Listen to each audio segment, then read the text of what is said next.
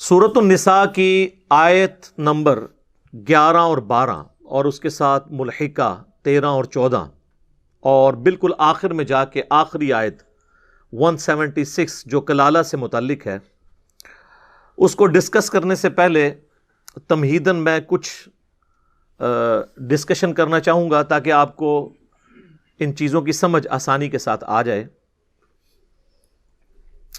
سورۃ النساء کی جو یہ آیات ہیں، انہوں نے اسلام میں جو قانون وراثت ہے اس کو بیان کیا ہے، اور یہ آیات ناسخ ہیں سورۃ البقرہ کی آیت نمبر 180، 180، 181 اور 182 کنزیکٹیو 3 آیات سورۃ البقرہ میں آئی ہیں، جس میں پہلے حکم یہ نازل ہوا تھا کہ ہر مسلمان پہ یہ فرض ہے کہ اس نے مرنے سے پہلے اپنے قریبی رشتہ داروں کے لیے اپنی مال و دولت میں کوئی وصیت لکھوا دینی ہے۔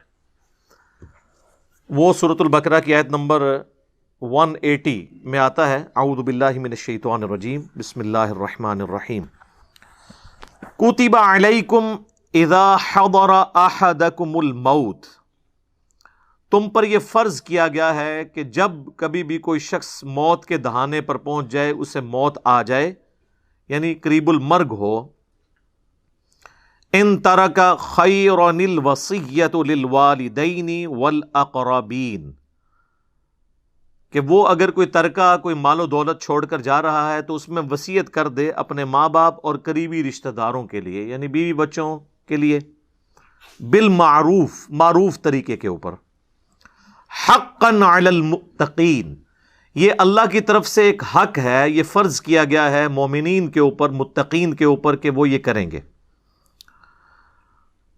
فمن بدلہ بعد ما سمعہ، اور اس کے مرنے کے بعد جو کوئی اس کی وصیت کو بدل دے گا، فإنما اثمہ علی الذین یبدلونہ، تو اس کا گناہ ان لوگوں پر ہوگا جنہوں نے اس کے مرنے کے بعد اس کی وصیت کو بدل دیا۔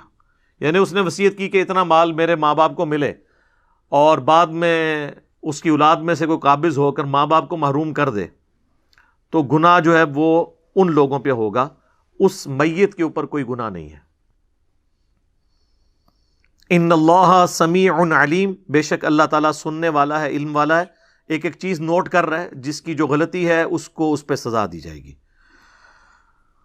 فمن خاف من موص جنفا او اثما، ہاں اگر کسی کو خدشہ ہو اس معاملے میں کہ جو مرنے والا ہے اس نے کسی کے ساتھ زیادتی کر دی ہے، کسی بیٹے سے یا بیٹی سے وہ ناراض تھا، اس کو اس نے آنکھ کر دی ہے، تو اسلام میں تو آپ آنکھ نہیں کر سکتے، فَأَصْلَحَ بَيْنَهُمْ فَلَا إِثْمَ عَلَيْهِ، تو آپس میں صلح صفائی کے ساتھ کوئی حصہ مقرر کر رہو تو اس پہ کوئی گناہ نہیں ہے، یعنی تم مرے ہوئے بندے کی وصیت بدل بھی سکتے ہو اگر وہ کسی کے ساتھ زیادتی کر کے مرا ہے۔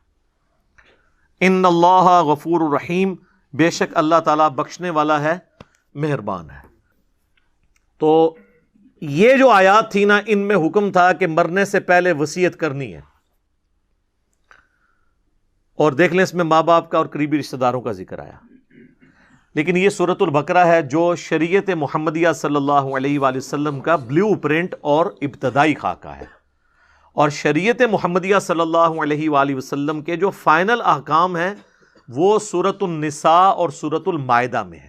اب ہم پڑھ رہے ہیں سورۃ النساء، تو اس میں یہ جو آیات ہیں، سورہ نساء کی آیت نمبر 11 اور 12 اور پھر آخری آیت 176، ان آیات نے سورۃ البقرہ کی ان 3 آیات کو منسوخ کر دیا، یہ ناسخ ہیں۔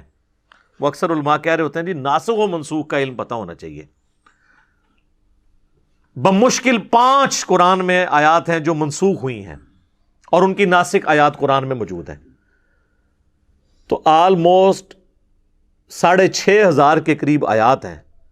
ان سے لوگوں کو دور کرنے کے لیے ان 5 مقامات کی لوگ مثال دیتے ہیں، اور ان سے بھی ذرا پوچھ لیں کون سی ہیں، تو اکثر علماء کو بھی نہیں پتہ ہوتی۔ اس پہ میری الگ سے بھی ویڈیو ریکارڈ موجود ہے، ناسخ و منسوخ قرآن کے اندر، احادیث میں بھی ہوتا ہے۔ تو یہ آیات جو ہیں اس کو منسوخ کرنے والی ہیں، کیونکہ ان آیات میں سورۃ النساء کے اندر اللہ تعالیٰ نے خود ہی حصہ مقرر کر دیا کہ آٹومیٹکلی جو بندہ مرے گا نا اس کے ماں باپ کو اتنا حصہ ملے گا، اس کی بیویوں کو اتنا حصہ ملے گا، اس کی اولاد کو اتنا حصہ ملے گا، اور اگر اولاد نرینہ نہیں ہے تو پھر اس کے بہن بھائیوں کو اتنا حصہ ملے گا، اور اگر کلالہ ہے تو پھر اس کے بہن بھائیوں کو اتنا حصہ ملے گا۔ وہ ساری چیزیں اللہ تعالیٰ نے خود ڈیفائن کر دی، اس لیے وہ آیات منسوخ ہو گئیں۔ تو وصیت کرنا اب لازمی نہیں ہے، ہاں آپشنل ہے، کوئی کر سکتا ہے، لیکن وہ وصیت پھر وارث کے لیے نہیں کر سکتا، کیونکہ وارث کا حصہ اللہ نے قرآن میں رکھ دیا، میں بعد میں بتا دوں گا اس سے ریلیٹڈ حدیث بھی۔ تو قانون وراثت جو ہے اسلام کا، اس کو احادیث کی ٹرمنالوجی میں کہتے ہیں کتاب الفرائض، یا عربی میں کتاب الفرائض ضاد ہے۔ جس طرح ہم طہارت سے جو متعلق احادیث ہیں وہ کتاب الطہارہ ہوتی ہے، روزوں سے متعلق احادیث کتاب الصیام یا کتاب الصوم میں ہوتی ہیں، اسی طریقے سے تقدیر سے متعلق جو احادیث ہیں وہ کتاب القدر میں ہوتی ہیں، یعنی یہ چیپٹرز کے نام ہیں۔ خوابوں سے متعلق کتاب الرؤیا کے اندر ہوتی ہیں۔ اس طرح جو وراثت کے قوانین کی جو احادیث ہے نا، اس کے لیے جو محدثین نے ٹرم ڈیوائز کی ہے وہ ہے کتاب الفرائض، اور عربی میں ہوگا ضاد پڑھیں گے کتاب الفرائض۔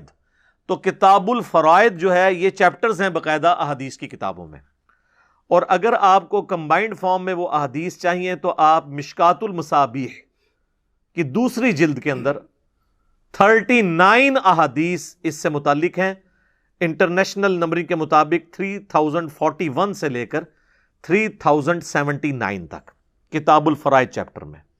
اس سے پیچھے بھی 2-3 چیپٹر ہیں ہدیہ اور ہبہ سے ریلیٹڈ، وہ بھی آپ ملائیں تو یہ آلموسٹ 60-70 کے قریب احادیث ساری جو مین سٹریم کی کتابوں کی آپ کو مشکات میں مل جائیں گی۔ اسی لیے میں بار بار کہتا ہوں کہ مشکات شریف آپ ضرور اپنے پاس رکھیں۔ اس کا PDF آپ فری ڈاؤن لوڈ کر سکتے ہیں ہماری ویب سائٹ ahlesunnatpak.com سے، اور اگر آپ نے ڈاک میں یہ منگوانی ہے تو ہماری اکیڈمی کا نمبر صبح 9 سے شام 5 بجے تک آلموسٹ کھلا ہوتا ہے، بیچ میں نمازوں کا وقفہ ہے، بعض اوقات نمبر بیزی بھی رہتا ہے، اتنی زیادہ کالز آ رہی ہوتی ہیں، تو نو پروفٹ نو لاس کے اوپر TCS آپ کے گھر ہم صرف 2500 روپیز میں کروا دیں گے۔ اور یہ 3 جلدیں ہیں، آلموسٹ 800-900 صفحوں کی ایک جلد ہے۔ ایک جلد کی فوٹو کاپی 2000 میں نہیں ہو سکتی، اور ہم تینوں جلدیں اکیڈمی سے آ کے لیں تو 2000 کی، اور ڈاک میں منگوائیں تو 2500 کی، کیونکہ ہم نے TCS کروانا ہوتا ہے۔ تو نو پروفٹ نو لاس کے اوپر ہم دے رہے ہوتے ہیں تاکہ لوگ کتابوں کے ساتھ شغف رکھیں۔ تو اسے میں نے ڈکلیئر کیا ہے انسائکلوپیڈیا آف حدیث، بخاری، مسلم، ابو داؤد، ترمذی، نسائی، ابن ماجہ، اس کے علاوہ بھی آلموسٹ کل 13 کتابوں کے نوٹس ہیں اہل سنت کی مین سٹریم کی مشکات المصابیح کے اندر۔ یوٹیوب پہ میری ایک ویڈیو بھی ہے انٹروڈکشن آف مشکات، وہ آپ دیکھ لیں تو میں نے کافی تفصیل سے اس پہ گفتگو کی ہے۔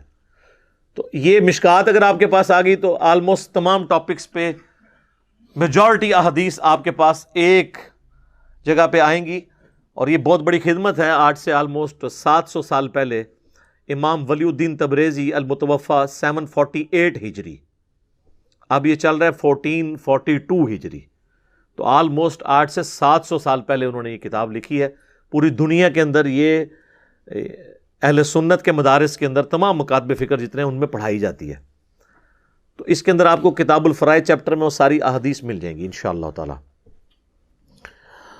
قانون وراثت کے کانٹیکسٹ میں 3 ٹرمنالوجیز، 3 اصطلاحات کو آپ سمجھ لیں۔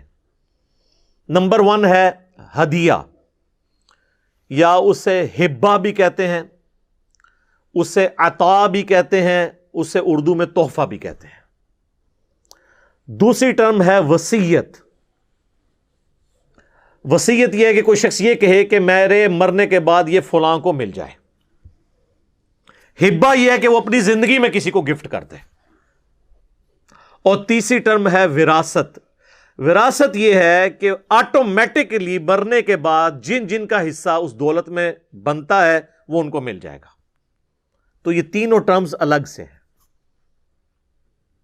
ہبہ یا جسے ہدیہ بھی کہتے ہیں یا گفٹ، وصیت یعنی میرے مرنے کے بعد، گفٹ ہے اپنی زندگی میں اپنے ہاتھوں سے وصیت میرے مرنے کے بعد فلاں کو ملے، زندگی میں ہی مالک ہوں، اور وراثت آٹومیٹکلی ٹرانسفر ہو جائے گی مرنے کے بعد جس کا جو حصہ ہے۔ اب آ جائے اس میں پہلی ٹرم جو ہے ہدیہ۔ ہدیہ اور گفٹ یہ آپ اپنی زندگی میں اپنے قریبی رشتہ داروں کو بھی کر سکتے ہیں، کسی این جی او کو بھی کر سکتے ہیں، کسی مدرسے کو بھی کر سکتے ہیں، لیکن اولاد میں جب کریں گے تو آپ نے ایکولی ڈسٹریبیوٹ کرنا ہوگا، اور اس میں مرد و عورت کی تفریق بھی نہیں ہوگی، لڑکی ہے یا لڑکا برابر کا حصہ ہوگا۔ اس کانٹیکسٹ میں حدیث ہے صحیح بخاری اور صحیح مسلم کے اندر، سیدنا نعمان ابن بشیر رضی اللہ تعالیٰ عنہ کہتے ہیں کہ میرے والد مجھے نبی علیہ السلام کی خدمت میں لے گئے اور عرض کیا اللہ کے رسول، میں نے یہ اپنا جو بچہ ہے اس کو ایک غلام ہبہ کیا ہے، ہدیہ دیا ہے، تحفہ دیا ہے۔ تو آپ صلی اللہ علیہ وآلہ وسلم نے پہلا سوال یہی کیا کہ کیا تم نے اپنی باقی اولاد کو بھی ایک ایک غلام گفٹ کیا ہے؟ تو انہوں نے کہا نہیں۔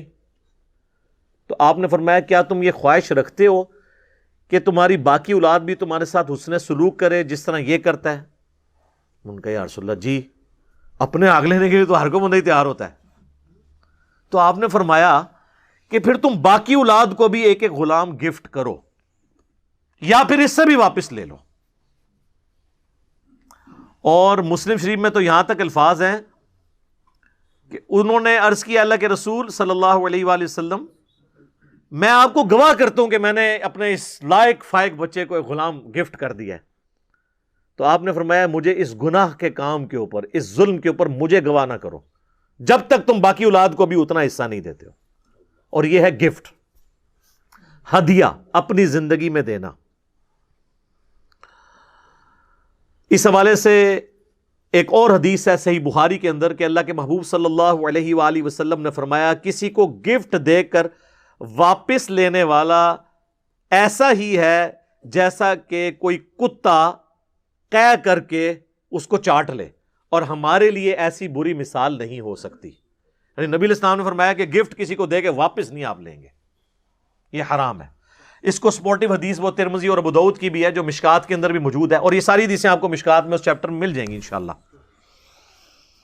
کہ نبی علیہ السلام نے فرمایا کہ کسی کے لیے یہ حلال نہیں کہ وہ کسی کو گفٹ دے کے واپس لے لے، سوائے باپ کے کہ وہ اپنی اولاد کو کوئی گفٹ دے تو وہ واپس لے سکتا ہے، کیونکہ وہ الگ سے حدیث ہے سنن ابن ماجہ کے اندر کہ تو اور تیرا مال تیرے باپ کا ہے۔ باپ اگر اولاد کو گفٹ دیتا ہے نا تو واپس لے سکتا ہے، اور آپ کسی کو گفٹ دیں گے تو آپ واپس نہیں لیں گے، کیونکہ نبی علیہ السلام نے اسے کتے کی مثال بیان کیا اور کہا کہ یہ بری مثال ہے۔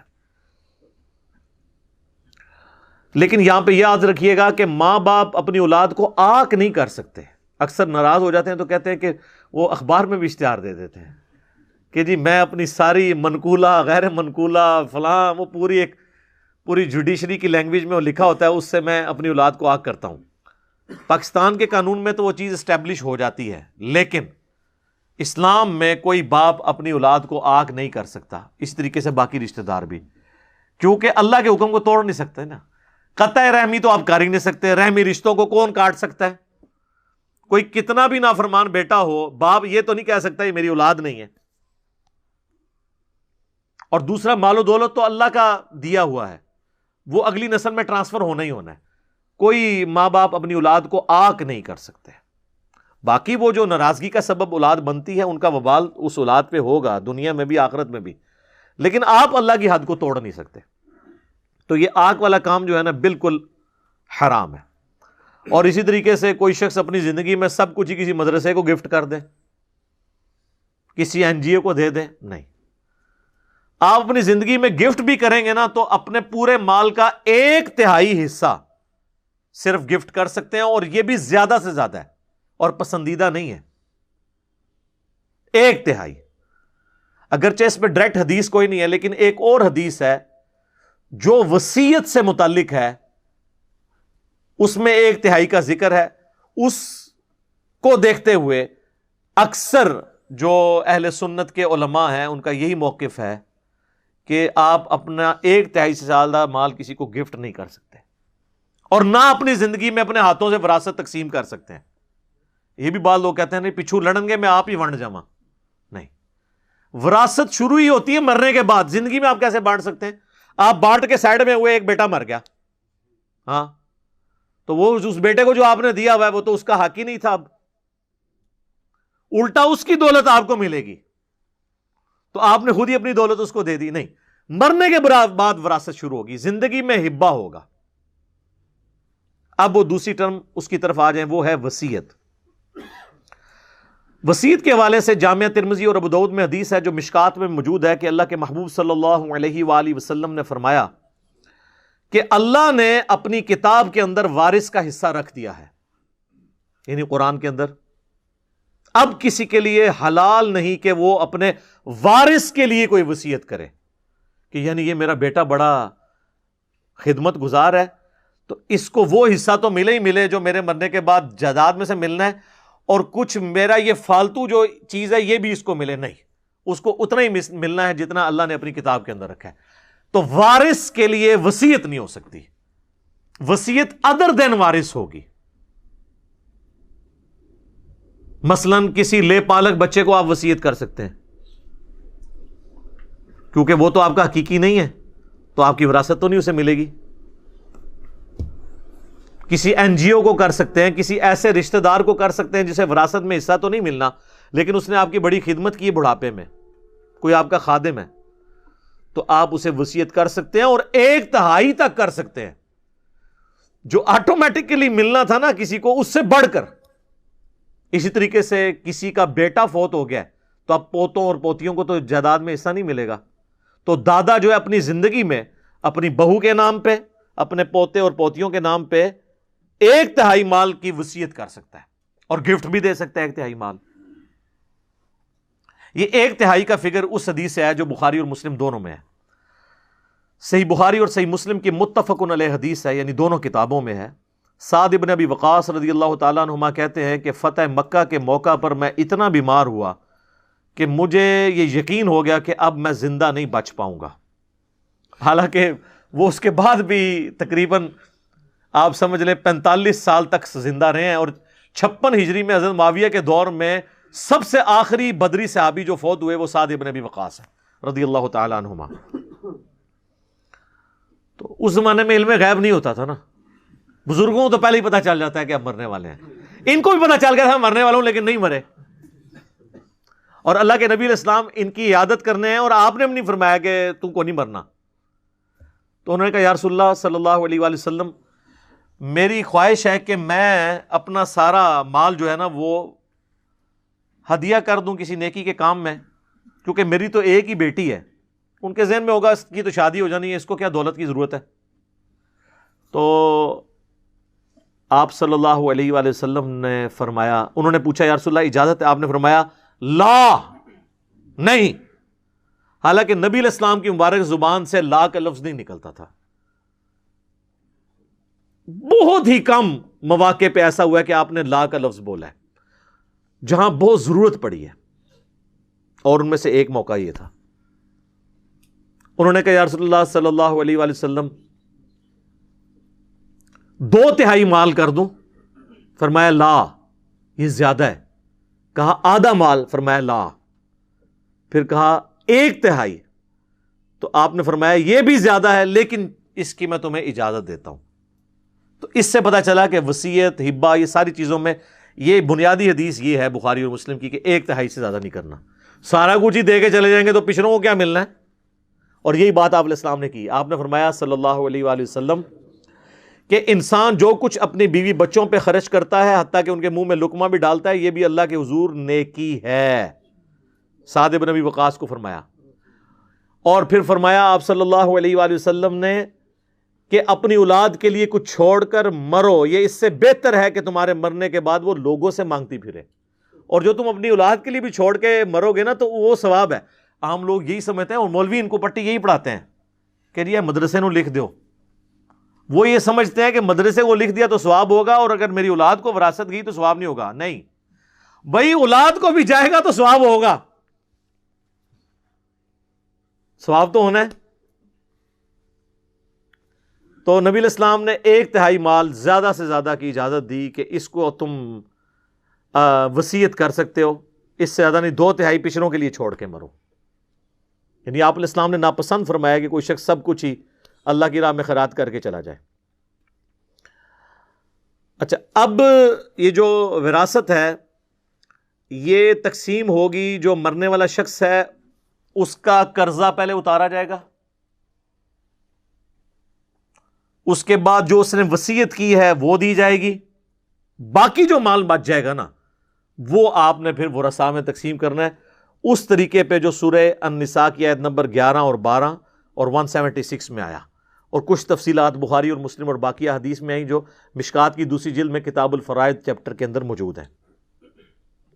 لیکن پہلے قرضہ اتارنا ہے اور وصیت کو پورا کرنا ہے. اس کے بعد اکثر غیر مسلموں کی طرف سے بھی اعتراض کیا جاتا ہے کہ یہ جو قانون وراثت قرآن میں آیا نا، اس کی اگر آپ پوری کیلکولیشن کریں تو وہ 100 کا عدد پورا نہیں آتا. یعنی آپ اس کو اتنا دے دیں، اس کو اتنا دے دیں، اس کو اتنا دے دیں، تو ہونا تو چاہیے وہ ساروں کو جمع کریں تو 100 پورا ہو جائے. بعض جگہ پورا بھی ہو جاتا ہے، بعض جگہ نہیں ہوتا.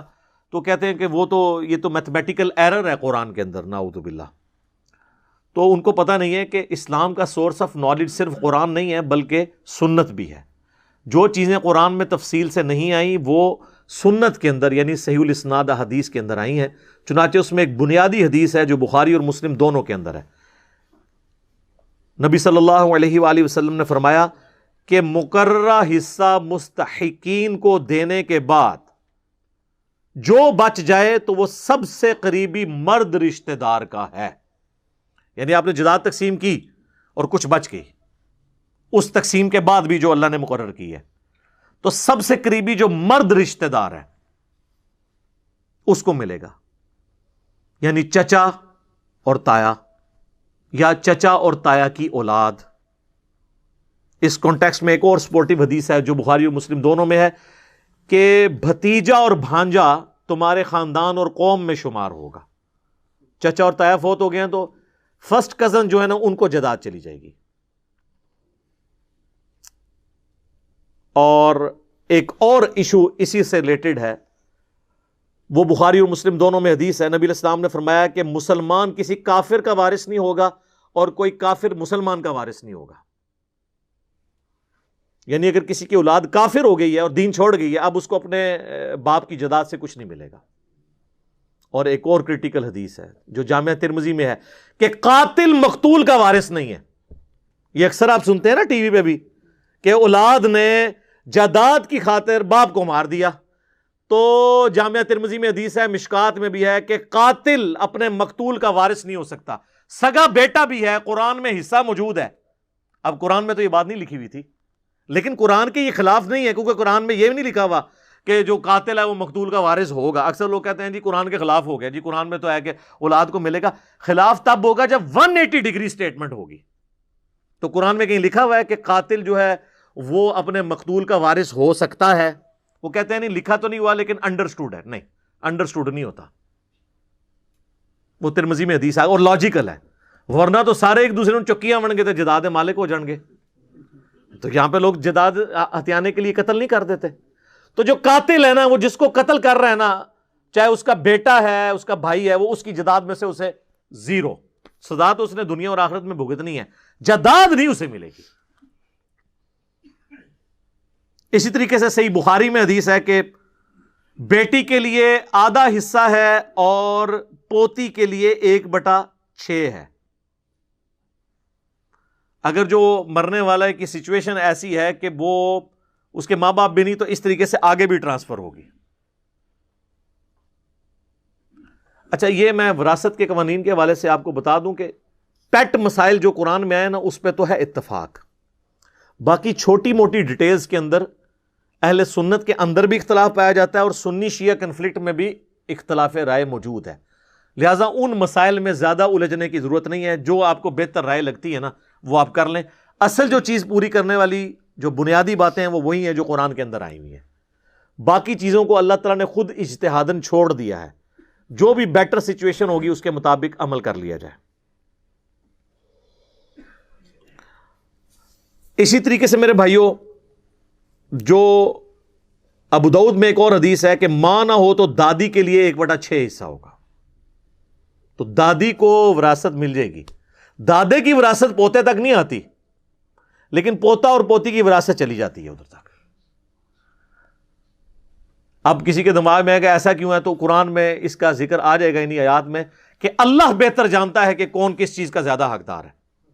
مورل لاز جو ہے نا وہ ہوتے ہیں ریویلڈ نالج, وہی کے علم سے. آپ اپنے سوشل لاز بنا سکتے ہیں جو اس اعتبار سے ٹریفک کے قوانین بھی بنا لیں, لیکن جو مورل ویلیوز ہیں نا یہ اللہ نے بتانی ہے.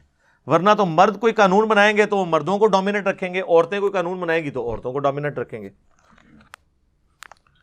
یعنی اگر مردوں کے اختیار میں ہوتا تو یہ حدیث وہ اپنے بارے میں کر لیتے ہیں, جو حدیث ہے سنن نسائی میں کہ جنت تیری ماں کے قدموں کے پاس ہے. تو مردوں پہ ہوتا تو وہ کہتے ہیں نہیں باپ کے قدموں کے پاس ہے. ٹھیک ہے, تو یہ ڈیفائن انہوں نے نہیں کرنا, بلکہ جس طرح بخاری مسلم میں ایک اور حدیث ہے کہ ایک صحابی نے کہا مجھ پہ سب سے زیادہ حق کس کا ہے, میری حسن سلوک کے سب سے زیادہ حقدار اس روئے عرض پہ کون ہے؟ فرمایا تیری ماں. دوسری بار پوچھا فرمایا تیری ماں. تیسری بار پوچھا فرمایا تیری ماں. چوتھی دفعہ فرمایا تیرا باپ. تو وومن رائٹس اسلام نے اس حوالے سے دی ہیں کہ ماں کا 3 گنا زیادہ حق ہے اپنی اولاد پہ ایز کمپیئر ٹو باپ کے. اب مردوں پہ ہوتا تو انہوں نے 3 اپنے رکھنے تھے اور 1 ماں کا, یا بہت کوئی زور لگاتے تو برابر برابر رکھ لیتے. تو مورل لاز کس نے بتانے ہیں؟ اللہ نے, جو کریٹر ہے. اب میرے بھائیوں جو وراثت کی آیات ہیں ان کو ہم ڈسکس کرتے ہیں, لیکن میں ایک بلو پرنٹ آپ کے سامنے رکھ دیتا ہوں اوورال ان آیات کا, تاکہ آپ کو پتہ چل جائے بنیادی قانون جو اس کے اندر بیان ہوا ہے کہ میجورٹی کیسز میں یہی ہے کہ مرد کو 2 حصے ملے گا وراثت کا, عورت کو 1. اور اس میں حکمت یہ ہے کہ عورت نے تو شادی ہو کے دوسری جگہ جانا ہے, ادھر سے بھی اس کو حصہ ملنا ہوتا ہے, اور مرد نے چونکہ خاندان کے معاملات چلانے ہوتے ہیں, عورت نے تو باہر جا کے کام کر کے تو نہیں سارے معاملات چلانے ہوتے ہیں. یہ بنیادی اصول ہے کہ زیادہ تر کیسز میں 99% کیسز میں کہیں پہ برابر بھی ہو سکتا ہے, وہ ایکسیپشنل کیسز ہیں کہ مرد کو 2 حصے ملیں گے, اور یعنی لڑکے کو 2 حصے اور لڑکی کو 1. اور زیادہ تر کیسز میں اسی طریقے سے کیس بنے گا کہ ماں باپ بھی کسی کے ہیں مرنے والے, اولاد بھی ہے, تو ماں کو 1/6 1/6, باپ کو بھی 1/6, لیکن بیوی کو 1/8 اس کو کم ملے گا. اور اگر 1 سے زیادہ بیوی ہیں تو 1/8 ہی ان میں ڈیوائڈ ہوگا. یہ نہیں ہے کہ ہر بیوی کو الگ الگ 1/8 ملے گا, نہیں, 1/8 ہے.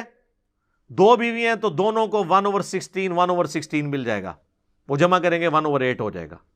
لیکن ماں باپ کو اللہ نے زیادہ حصہ دیا ہوا ہے کہ ماں کو الگ سے 1/6 ملے گا, باپ کو الگ سے 1/6 ملے گا.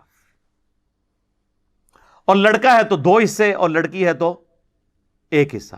لیکن لڑکا اور لڑکی کے یہ حصے بعد میں ملیں گے. سب سے پہلے کام کیا ہوگا کہ اس کا قرض اتارا جائے گا مرنے والے کا, پھر وصیت, اور پھر جو مال ٹوٹل بچے گا نا اس پورے مال کو آپ نے 1/6 پہ ڈیوائڈ کرنا ہے. تو حصہ بنے گا ماں کا اور اتنا ہی باپ کا, اور پورے مال کو 1/8 سے ڈیوائڈ کرنا ہے, یعنی 1/8 کرنا ہے اس کا, ڈیوائڈ کریں گے 8 کے اوپر, ملٹیپلائی بائی 1/8 ہوگا. ریاضی دی غلطیاں نہ کرنی شروع کر دینا. تو 6 پہ ڈیوائڈ کریں گے پورے مال کو, تو ماں کا پورے مال میں سے اور اتنا ہی باپ کا, اور پورے مال کو ڈیوائڈ کریں گے 8 کے اوپر تو بیوی کا, اور اب جو بچ گیا تو وہ کتنا بچے گا, سارے نکال کے نا, اب کچھ رقم بچ جائے گی, مال و دولت کچھ بھی, تو اس کو آپ نے اس طرح ڈیوائڈ کرنا ہے کہ لڑکی کو 2 حصہ اور لڑکے کو 2 حصے اور لڑکی کو 1. مثلا 2 بیٹیاں ہیں اور 3 بیٹے ہیں, تو بڑا آسان طریقہ ہے نکالنے کا, 2 بیٹیاں 3 بیٹے, تو چونکہ بیٹوں کو 2 حصہ ملنا ہے تو آپ سمجھ لیں وہ 3 نہیں 6 بن گئے, تو 6 حصے یہ ہو گئے, اور 2 بیٹی کے کتنے ہو گئے 8. تو جو مال بچ گیا اس کو 8 پہ ڈیوائڈ کریں گے, جو رقم نکلے بیٹی کو اتنی, اور جو رقم نکلے اس سے ڈبل بیٹوں کو. تو یہ آسان طریقہ ہے کیلکولیٹ کرنے کا. باقی پھر اس میں یعنی اگر اولاد نہیں ہے تو پھر بیوی کو ڈبل ہو جائے گا, 1/8 کی بجائے 1/4 آ جائے گا. اور اس طریقے سے بیوی مری ہے تو خاوند کو ملے گا 1/4، اور اگر اولاد نہیں ہے اس کی تو پھر خاوند کو ڈبل ملے گا، آدھا۔ تو یہ اس کی باریکی ہیں، وہ انشاءاللہ ساتھ ساتھ کور میں کر دوں گا۔ میں آپ کو نومیریکل کے طور پر ایک مثال بیان کر دیتا ہوں کہ سپوز ایک بندہ 10 لاکھ روپے کا مال و دولت چھوڑ کر مرا ہے، اس کی جیولری، اس کی جائیداد، زمینیں ملا کے اس کی ٹوٹل مالیت 10 لاکھ ہے۔ اچھا، اکثر لوگ فون کر کے پوچھ رہے ہوتے ہیں جی مکان ہے جی کس طرح تقسیم کریں؟ سر دنیا کوئی فارمولہ نہیں مکان نو تقسیم کرنے دا کہ اینیاں اٹاں فلانے نو دے دو، مکان ہے تو اس کو لیکویڈیٹ کریں۔ وراثت کے مسائل ہمیں لوگ آگے پوچھتے ہیں، میرے بھائی ہم آپ کو اصول بتائیں گے، اب وہ کام آگے تو پراپرٹی ڈیلر کا کام تو ہم نے نہیں کرنا۔ آپ کو یہ تو بتا سکتے ہیں شادی کرنا سنت ہے اور یہ کوالٹیز لڑکے اور لڑکے میں ہو، رشتہ تو آپ کو ڈھونڈ کے نہیں دے سکتے۔ تو یہاں پہ بھی یہ آپ نے خود کرنا ہے، جو بھی دولت ہے اس کو آپ یہ سپوز کر لیں کہ آپ نے اس کو لے کے آنا ہے پیسوں کی فارم میں، اس کے بعد ہی تقسیم ہوگی نا۔ یہ تو ہو ہی نہیں سکتا کہ آپ کہیں جی اتنی دکانیں 3 میں انہوں دے دیا 2.5 انہوں دے دیا، بھائی قیمت جب تک نہیں لگوائیں گے کیسے پتہ چلے گا؟ ایک دکان کی ہو سکتا ہے اس کی ایک دکان 3 سے زیادہ مہنگی ہو، تو بہتر ہے کہ ساری جائیداد کو بیچیں۔ ہاں یہ ہو سکتا ہے کہ اگر ورثہ خود آپس میں کچھ کر لیں طے کر کے، پھر جواز موجود ہے، لیکن وہ والا طے نہ ہو جس طرح وہ کہتے ہیں جی وہ بہنوں نے تو کہہ دیا ہم نے لینا ہی نہیں ہے اور بہنوں نو فارغ کر دیں۔ میں تک نہ کسی بھن دے ہاتھ جا کے تسی 3 لاکھ روپے رکھو تو پھر بھرا نو کہ اے لے بھرا ہے گفٹ لے لے۔ وہ بہنوں کو پتا ہوتا ہے کہ جناب یا بھرا رکھ لئیے یا جائیداد لے لئیے، کیونکہ عورتوں کو تو ہر وقت انسیکیورٹی رہتی ہے نا کہ اگر ہم یہاں سے طلاق ہوگی تو پیچھے ہم کہاں جائیں گی۔ تو ان کو رشتہ داروں کا، اور اکثر اوقات عورتوں کے اندر یہ خامی ہے کہ ان کو اپنے بھائی اور بھائیوں کی اولاد بعض اوقات اپنے خاوند اور اپنی اولاد سے بڑھ کے عزیز ہوتے ہیں، چاہے وہ جتنا مرضی ذلیل کریں ان کو۔ تو اس لیے وہ کہتے ہیں جائیداد نہ ہی لیں ان سے۔ ویسے تو آپ ذرا جو کہتے ہیں نا جی اس طرح گفٹ ہو سکتا ہے، تو وہ عورت ایک دفعہ پیسے لے اور اپنے خاوند اور بچوں کو بھی بتا دے کہ جی میرا 30 لاکھ روپے مجھے ملا ہے باپ کی طرف سے، تو بچوں میں آپ کو گواہ کرتی ہوں کہ میں اپنے بھائی کو گفٹ کر رہی ہوں، تو میں تک نہ کیڑا بچہ کرن دینا ہے۔ سب کہانیاں بنائی ہوئی ہیں، ان سے نمازیں پڑھوا لیں، داڑیاں رکھوا لیں، باقی سارے نیکی کے کام کروا لیں، بہنوں کی جائیداد یہ ہڑپ کر لیتے ہیں۔ اور وہ ہم پڑھ چکے ہیں سورہ نساء میں کہ جو لوگ یتیموں کا مال نہ حق کھا رہے ہیں، جائیداد چاہے یتیم کی ہو یا غیر یتیم کی، وہ اپنے پیٹوں میں دوزخ کی آگ بھر رہے ہیں۔ ہاں جی، اور بخاری مسلم میں حدیث ہے جس نے ایک بالشت کسی کی زمین دبا لی 9 انچ، 7 زمینوں کا توق اس کے گلے میں ڈالا جائے گا قیامت والے دن۔ یہاں پورے پلاٹ ہڑپ کر جاتے ہیں، مذاق بنایا ہوا ہے، اور پھر کہتے ہیں کہ جی وہ جی بہنوں نے خود ہی معاف کر دیے۔ بہنیں بیچاری کیا کریں؟ اور بعض اوقات یہ بھی کیڑا ہوتا ہے کہ جی وہ یہ بہن جب ہم نے شادی کی تھی اس کو زیور اور ہم نے جہیز دے دیا تھا تو وہی وراثت ہوگی۔ نہ سر، وہ ہبہ ہے، گفٹ ہے۔ وراثت تو مرنے کے بعد ہوتی ہے، اس کا وراثت سے کوئی تعلق نہیں ہے، وراثت تو آپ کو دینی ہوگی۔ اور کئی اس سے زیادہ ہوشیار بنتے ہیں نا تو وہ مطلب اپنی زندگی میں ہی نا وہ جو ماں باپ ہے نا وہ اپنے بیٹوں کے نام کر کے نا جائیداد، اور بیٹیوں کہتے ہیں کہ تنو اینا نا سی زیور پاتا ہے جہیز تو تسی تو وراثت نہیں لبنی۔ تو اب مجھے بتائیں بچیوں نے کیا ماں باپ کو کیا کہنا ہے؟ زیادتی کر رہے ہوتے ہیں۔ ہمارے پاس تو کئی ایسے نیک سیرت لوگ بھی آئے کہ انہوں نے کہا کہ جی ہمارا باپ اس طرح ہماری بہنوں کو محروم کر گیا تھا، لیکن ہم چاہتے ہیں کہ اپنے باپ کو اس عذاب سے بچائیں جو آخرت میں وہ بھگت رہا ہوگا۔ تو اب مرنے کے بعد ہم بہنوں کو جائیداد دے دیں، تو میں کہتا ہوں بالکل ضرور دیں۔ اور کئی لوگ کہتے ہیں جی خود بھگتیں گے، ہمارا تو کوئی قصور نہیں ہے۔ تو پھر میں ان کہتا ہوں لعنت ہے تیری اولاد ہونے کے اوپر کہ جس باپ نے اتنی محنت سے کمایا تیرے لیے، اور کمایا اس نے تھا اور تجھے دے کے چلا گیا، اور تو اس کے کمائے ہوئے سے اس کی بچیوں کو دے کر اس کو آخرت کے عذاب سے بچانے کے لیے تیار نہیں ہو رہا، تو لعنت ہے تیرے اوپر۔ تو کیسی اولاد ہے کہ تو نے کمایا بھی نہیں، کمایا تیرے باپ نے تھا، تجھے گفٹ کر گیا، غلط کام کر گیا، اور اب تو اپنے باپ کو عذاب سے بچانے کے لیے اپنے باپ کا مال ہی اسی کی اولاد کو دینے کے لیے تیار نہیں ہو رہا۔ تو یہ بھی لوگ کرتے ہیں۔ تو انسان کو غور کرنا چاہیے کہ وہ صرف چند ایک رسومات تک دین کو فالو کر رہا ہے، کیا وراثت کے قوانین میں بھی اس نے دین کا کوئی حصہ رکھا ہوا ہے، یا اس کو اسی طریقے سے چھوڑ دیا۔ تو اب سپوز کوئی بندہ 10 لاکھ روپے چھوڑ کر مرا ہے، 2 لاکھ اس پہ قرضہ تھا، باقی کتنے رہ گئے؟ 8 لاکھ۔ 1,00,000 کی اس نے کوئی وصیت کی ہوئی تھی کسی این جی او کے لیے, مدرسے کے لیے, کسی غریب آدمی کے لیے. باقی کتنے رہ گئے؟ 7,00,000. اب یہ جو 7,00,000 بچا ہے نا, اس کو آپ سیدھا 8 کے اوپر ڈیوائڈ کریں گے اور جو نکلے گا سیدھا اس کی بیوی کو جائے گا. وہ بن رہا ہے 87,500. اور اگر 2 بیوی ہیں تو 87,500 کو 2 پہ ڈیوائڈ کر کے دونوں کو آدھا آدھا دیں گے. اور یہ پورا مال 7,00,000 اس کو دوبارہ سے آپ نے ڈیوائڈ کرنا ہے 6 کے اوپر, تو یہ بنے گا 1,16,667. 667. بیوی کا تو بنا تھا 87,500, یہ بنا 1,16,667. 667 زیادہ. تو اتنا ہی ماں کو, اتنا ہی باپ کو. ماں کو بھی دے دیا, باپ کو بھی دے دیا, بیوی کو بھی دے دیا. تو اب جو 7,00,000 میں سے آپ بیوی کا بھی نکال دیں, ماں کا بھی نکال دیں, باپ کا بھی نکال دیں, جو باقی بچے گا نا وہ اب اولاد میں تقسیم ہونا ہے. اگر 2 بیٹے 1 بیٹی ہے تو ہم یہ سمجھ لیں گے کہ 2 نہیں 4 ہیں, کیونکہ بیٹے کو ڈبل ملنا ہے. تو 4 اور 1 بیٹی 5. 5 پہ ڈیوائڈ کریں گے تو جو رقم آئے گی نا وہ آپ دے دیں گے اس کی بیٹی کو, اور اتنی رقم ڈبل کر کے, یعنی 2 دفعہ بیٹے 1 بیٹے کو اور 2 دفعہ دوسرے بیٹے کو. یہ سمپل ہے. باقی میں نے آپ کو ایک جنرل پورا ایک بلیو پرنٹ کلیئر کر دیا. سورہ نساء کی آیت نمبر 11 اور 12 ہم جلدی سے کور کر لیتے ہیں, اور کلالہ والی آیت جو آخری ہے 176 اس کو بھی. باقی جب وراثت کے اس طرح کے ایشو آئے نا تو خود کاپی پینسل لے کے بیٹھنے کی بجائے کسی سمجھدار بندے سے رابطہ کریں, کسی عالم دین کے پاس چلے جائیں, اور صرف اس پہ بھی رلائی نہ کر لیں, اس کو کہیں بتائیں کہاں لکھا ہوا ہے, کس طریقے سے ڈیوائڈ ہوگا. اور یہ فون پہ نہیں یہ مسئلے حل ہوتے ہیں. اکثر لوگ فونوں کے چکر میں پڑے ہوتے ہیں, فون پہ نہیں پتا ہوتا. اب فون پہ کیسے پتا ہے کسی پہ کیا قرضہ ہے؟ کئی لوگ مسائل پوچھتے ہیں, وہ آدھی بات بتاتے ہیں آدھی بتاتے نہیں ہیں. فون پہ نہیں ہے, ریٹن میں فتویٰ مانگا جاتا ہے, اور اس میں سارے سٹیک ہولڈر موجود ہوں. یہ نہ ہو کہ آپ غلط بیانی کر رہے ہو. ہماری اکیڈمی میں لوگوں کے فون آتے رہتے ہیں, جی یہ تقسیم کر دیں. جی وہ میرے بھائی پوری دنیا میں اور کوئی جگہ نہیں ہے. وراثت کی تو چیزیں وہ ہیں جو قرآن کے اندر آئی ہیں, اس میں تو اختلاف ہی کوئی نہیں ہے. اس میں تو حنفی شافی والا مسئلہ ہی نہیں وراثت کے قوانین کے اندر. میجورٹی چیزوں میں وہ بہت ایکسیپشنل کیس ہے جس میں کوئی چیز ایسی آ جائے, ادروائز عام جو کیسز ہوتے ہیں نا وہ اسی طریقے سے ہو رہے ہوتے ہیں. تو اس کے لیے جو ہے نا وہ آپ کسی بھی ذمہ دار عالم دین سے رابطہ کریں, خود اس کے پاس کیلکولیٹر لے کے بیٹھ جائیں اور ڈیوائڈ کر کے جو جو حصہ بنتا ہے جس جس کا بنتا ہے وہ اس کو دیں. اور یہ جو بہنوں سے معافی والا چکر ہے نا, اس سے آپ بچ کے ہی رہیں, یہ بہت بڑا فتنہ ہے.